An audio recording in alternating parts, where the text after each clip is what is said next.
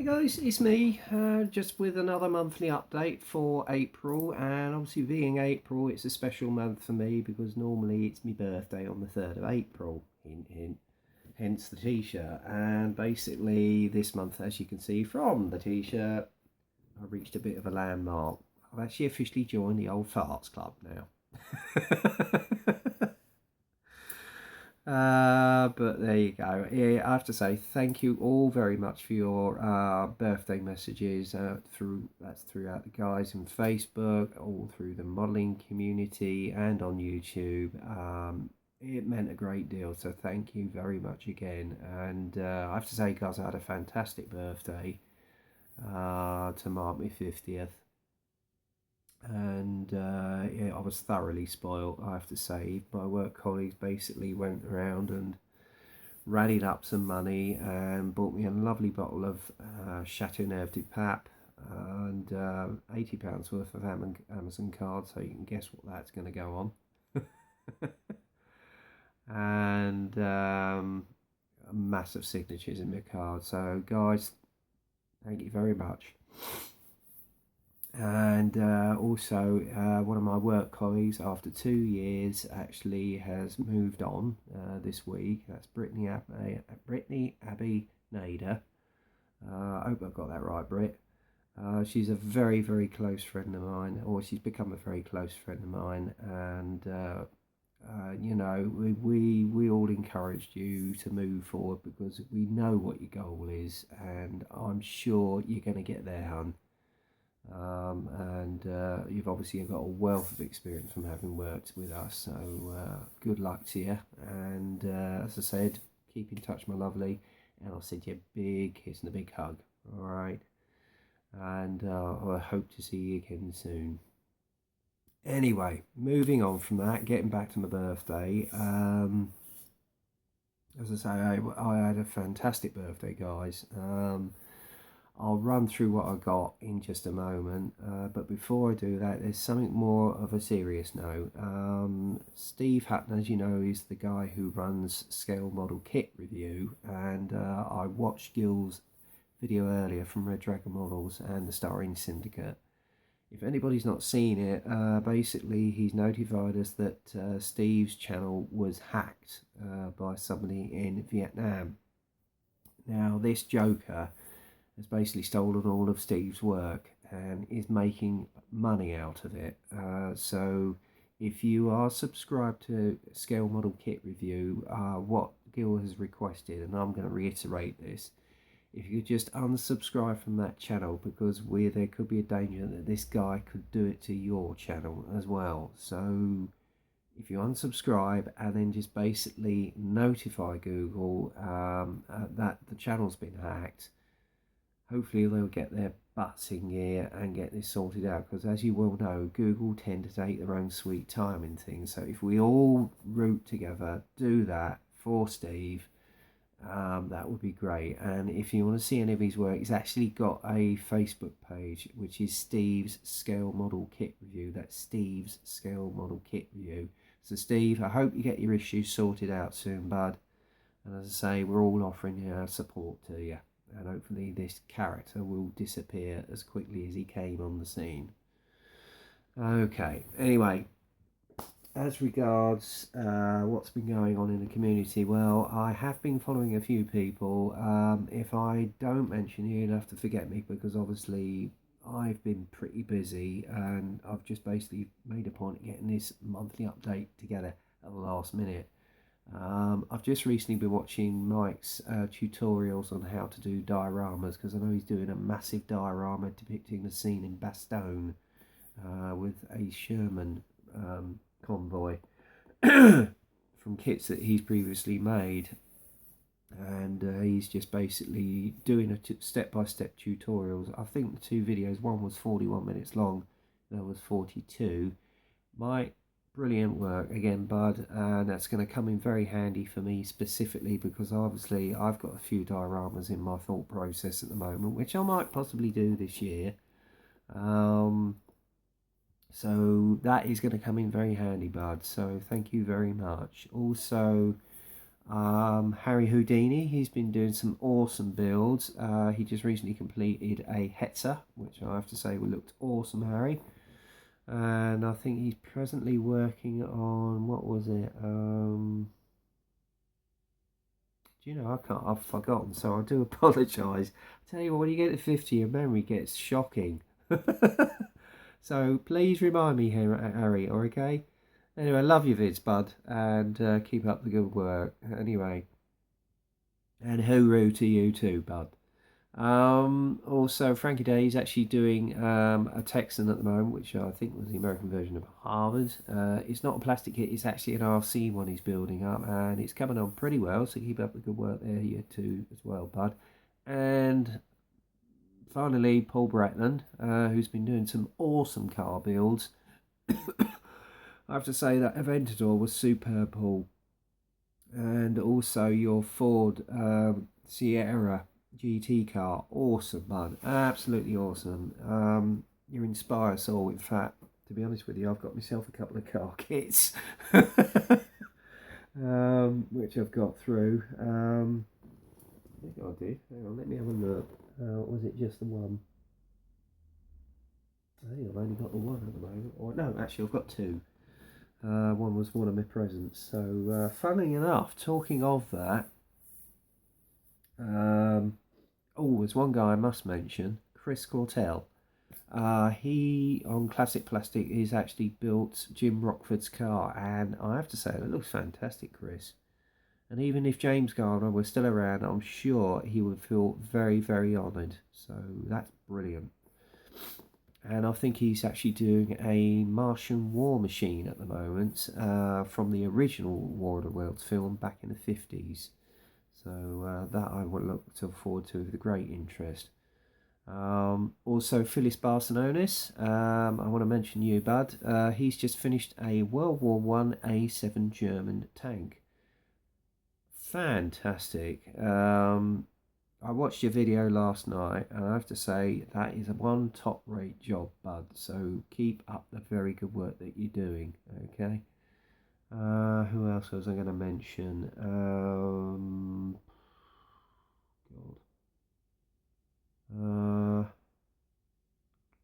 You know, I can't think of anyone at the moment. So if I haven't mentioned your name, I apologise. I'll carry it over on to next month's. Anyway, getting on. I will just tell you about the birthday presents that I've actually got. Well, there's three of them actually. First one, and this was from my brother and his partner, Debbie. This is, well, when I saw it, I thought, wow, this is certainly going to inspire me to build this. It's Revell's 124th BMW M1 Pro car, which I think is moulded on the Lotus, and oh no, it's not. Yeah, it's I think no, it's modelled on the BMW M1. I've not quite had a look at the kit itself, but I do love the colour scheme, and as you noticed, it's like it was driven by Nelson Piquet, so the former Formula One champion, Brazilian champion. So I do look forward to building this kit with great interest. But the other car kit I will come to in a moment. The other model I got was this particular one, which I was very pleased to receive. It is, of course, Hobby Boss's BF109 F4. Again, I've not had a chance to have a look at the kit inside. However, I have actually got a nice little set that will go with this for a diorama that I'm thinking of doing. I think I've got it in the bottom here, but I will come across that to you in a moment. The other present I received, which I have to say I was very pleased to receive for my birthday, is this book here. It's Voices from the Front. It's everybody's first-hand accounts of their experiences from the Western Front during the Great First World War, which obviously is 100 years old, which we're all commemorating at the moment. It was bought by me from my friend and very close friend Sue Davies. So thank you very much, sweetheart, for getting that for me. I will look forward to reading this with great interest, particularly because, as you well know, I've got a family connection through the First World War. My grandfather, Frederick Avery, fought in the trenches, as well as my other grandfather, who was in the armed services, the Marines, as well as the King's Hussars, Jack Mead. Yes, that I look forward to with great interest. So that was what I got for my birthday. Actually, there was one more I actually got from my best pal, Alan. That's Alan Harrington. This book here, Formula One 2016 Guide, published by the BBC, who sadly have lost the franchise, but Channel 4 are now hosting it. And I have to say, pretty impressive so far from the 2 race coverages I've seen. So brilliant stuff. Keep up the good work, guys. So again, Alan, thanks a lot, bud. Really appreciate that. Anyway, in return, in terms of what I managed to get this month, couple of publications. First one was one I actually sort of had my eye on. It's a book published by AK Interactive. It's The Eagle Has Landed. It's actually written by a modeler called Aitor Azuki, and it basically runs through some of the actual builds that he's done, how to produce weathering effects, etc., as you can see there on buildings and on your main armour, scenery, etc., step-by-step guides, and then obviously you've got a gallery of some of the builds that he's done. I mean, look at this. Absolutely fantastic. It's just the sense of realism and scale is just superb. I mean, even the painting of the figure, I don't know if you can see it there, guys, is fantastic. It really is, and it does give you good scope for when you want to do a diorama yourself. Here's a better view of it. Look at that. Absolutely awesome. Fantastic book. I've had a good sort of peek through it. Here's another one. Look at that for a dio. Really fantastic.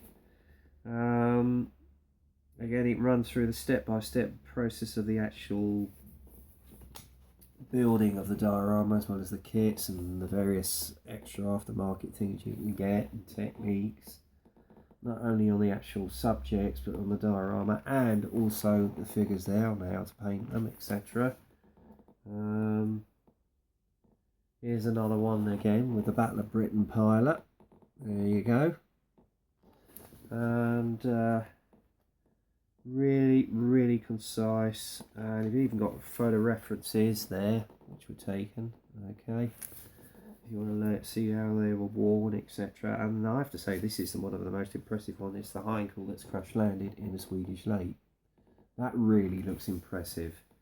There's an overall view of it, as you can see there. So yeah, really fantastic book, and that is really going to come in handy. It really is, and I heartily recommend you get it. I actually sourced this off Amazon. Can't remember how much I paid for it. I think it was around about 35, but well worth it. And another one I got was FAQ2. Now this cost me a little bit more. It was around about the £50 plus mark. But I had to have it in my library along with the original. This is more to do with armour. Again, very concise. Again, it's published by AK. Content guides on what actual materials to use in the AK range, thinners, etc. Mr. Surfacer. Various techniques on weathering on the vehicles. Okay. Step-by-step process, especially on I think modulation, particularly on this Jagd Tiger, as you can see here, as well as T34, etc. And obviously you've got more on the weathering techniques. There you go. Hairspray technique again, that's another good one to look at. Another one is chipping, as you can see there. Okay, hope you can see that, guys. What else? spilt fuel, acrylic, and the use of acrylics and enamels on tracks, etc. Special effects, metal using graphite, mud effects, you name it, it's all in here. Brilliant, and even tells you how to sort of use some processes in dioramas as well. So very handy book to have in your library, guys. Another acquisition I got, and while watching Harry Houdini's videos, I decided to get this, the Iwata HPCR Revolution. Looks a lovely little airbrush, quite weighty actually compared to the Neo. It does have a 0.5 needle, so that will come in handy for the Steineres. So yeah, should be quite useful. So we'll see how that goes, and I'll let you know how it goes. Another little accessory I got. I've actually got in my stash. Amongst that is the Airfix 148th TSR2, or as it would have been known, Eagle. I actually looked up and saw this, and saw a resin cockpit set. I might do a little review of that. I got that one for about $9.99 on eBay, so I did very well on that. Again, I haven't had a look at it yet. I may well do a little mini review on that one, but we'll see. Next one, these two came through on my birthday and I've been waiting ages for them, is a couple of Star Wars kits from Bandai. First one being Slave One. That is just as detailed as the Millennium Falcon, and you've even got one bit of actually Han Solo in frozen cast, I think it was pewter or something. And you can have it with the undercarriage down to do it as a Dio, or have it in flight. Again, I will do an inbox review of this, possibly very shortly. Again, it's quite thick, but that will go alongside very well with the nice Boba Fett kit. Okay. The other one I got through, well, this is one. This looks a smashing little kit. Is the Snow Speeder. Mike Cohen has actually done a build on this. I know Lenny at RTB Models recently did one as well in an alternative camo scheme. And I am going to hold true to the Star Wars genre and do it as it is. It does look a superb little kit. I'm sure it's going to go together like a dream. In regard to figures, if I mentioned earlier the Hobby Boss 109, this is a set I am going to put with it. That little set. Figures are fantastic, and if you don't want to use all of those, you can use those with another separate Dio, and it actually shows you on the box, as you can see here, loading up a Stuka. Now, as you know, I've actually got a Stuka in my stash, which Paul Bretland kindly sent me, and I'll possibly be using that as well. This is an unusual subject. Now, I'm not sure if I actually mentioned this on last month's inbox monthly review, but I've got this one. This is the little Minicraft Strato Cruiser. The reason I got this is because my dad used to watch these flying out of Heathrow. It's a beautiful looking aircraft. It looks quite a quick build. I got snapped this one up for about $9.99 on eBay. Another one I got, this one's from, I think, Scala. Mike Cohen actually used this in one of his builds. I think it was the I Spy Sig. I can't even pronounce this. Is that? I'm not even going to pronounce that. That's a bit of a tongue twister, that one. Looks a super little kit. Maybe need a little bit of work here and there, but quite an unusual subject. And as you can see, you've got two camera schemes on the back. So I look forward to building that. Another one I'm thinking of doing for a specific Dio is this one. This is from ICM. This is the KHD S3000. Very crisp detailing, and it does look super. I've got a sneaking suspicion that I'm going to run out. So if I do, I will do a second part 2 on this, okay? So bear with me, guys. But as I say, this does look a super little kit. I've been thinking about getting some trucks, actually, within the stash. This is one of them. An unusual subject. But all the same, a very essential one. I've actually got an idea for a Dio I'm thinking of doing possibly next year with this one. along with another truck which I've got in my stash for a factory scene, so we'll see about that. But again, lovely little kit.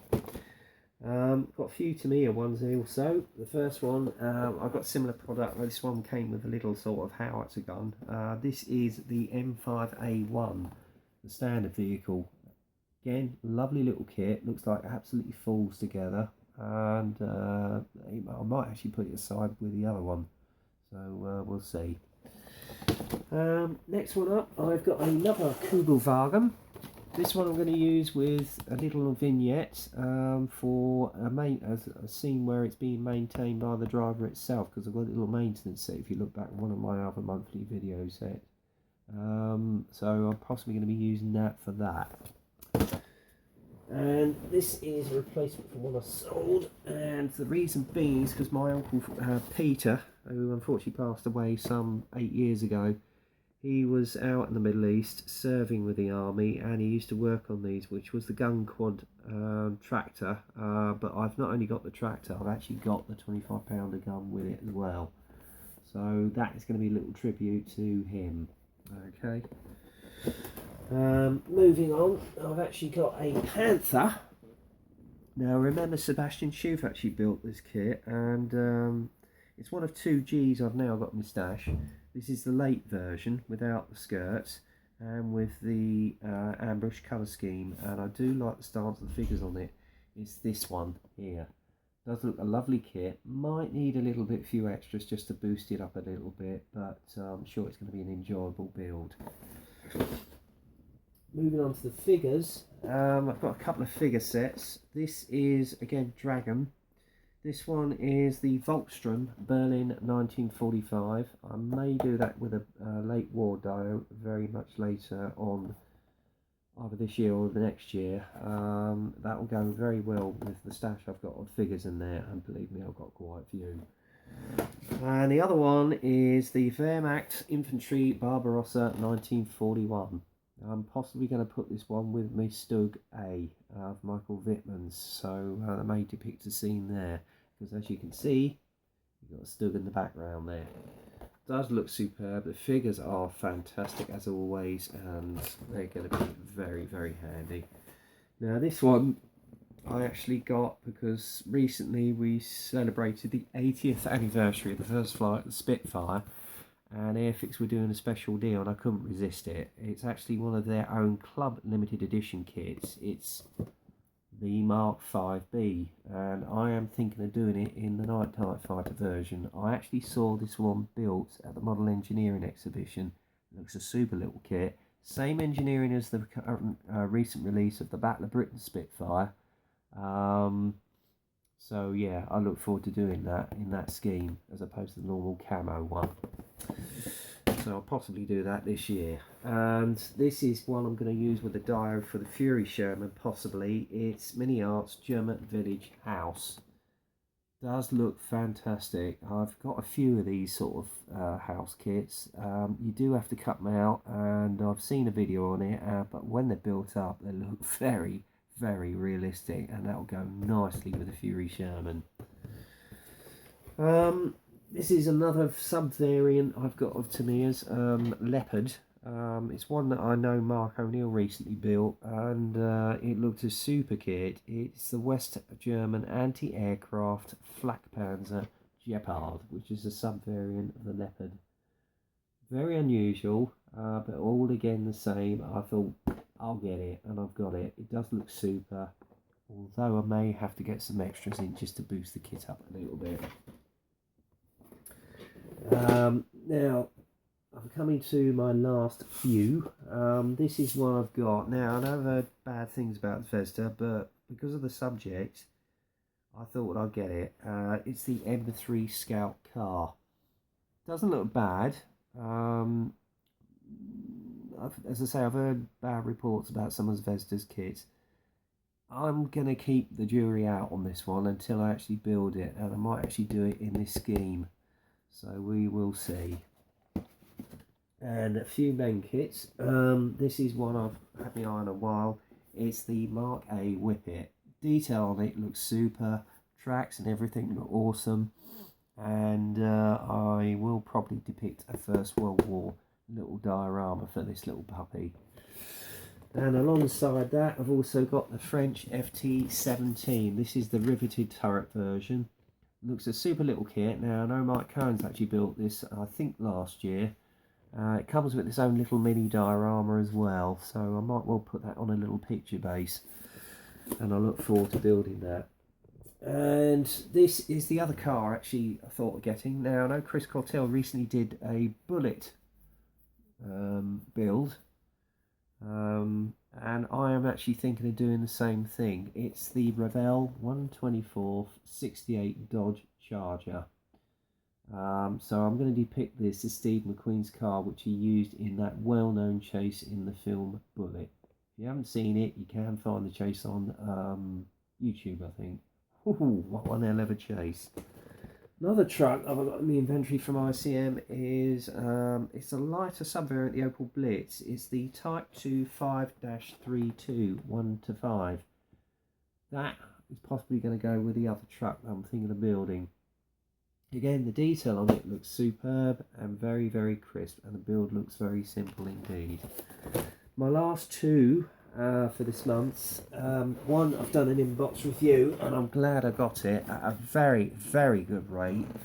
I have, if you refer back to it, is this one here. It's a very rare Dragon, well, Cyber Hobby Tiger. It's Michael Wittmann's Cursed Tiger.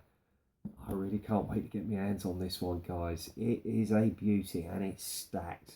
So, good deal on that one, especially when they're normally going for about £199. But if you want to find out how much, refer to one of my inbox reviews.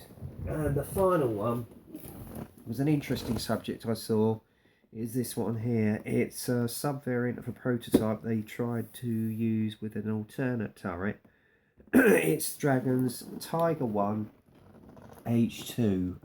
Now, according to the depiction, one of these was used at the Battle of Prokhorovka. Whether that's right or not, I don't know. I'm going to have to do my research on it. But it looks a super, super little kit with all the CAD drawings. And yes, at some stage I will be doing an inbox review on that one. Okay, so basically, I've waffled on enough this month. That's it for this month. I am going to do a bit more work on the Tiger and the AS90 this weekend, possibly.